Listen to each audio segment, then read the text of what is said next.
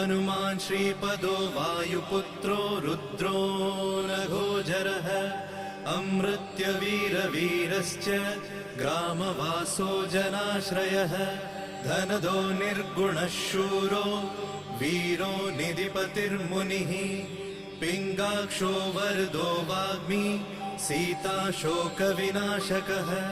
शिवः शर्वत्परो व्यक्तो व्यक्ताव्यक्तो धराधरः पिङ्गकेशः पिङ्गरोमा श्रुतिगम्यः सनातनः अनादिर्भगवान् देवो विश्वहेतुर्जनाश्रयः आरोग्यकर्ता विश्वेशो विश्वनाथो हरीश्वरः भर्गो रामो रामभक्तः कल्याणप्रकृतिस्थिरः विश्वम्भरो विश्वमूर्तिर्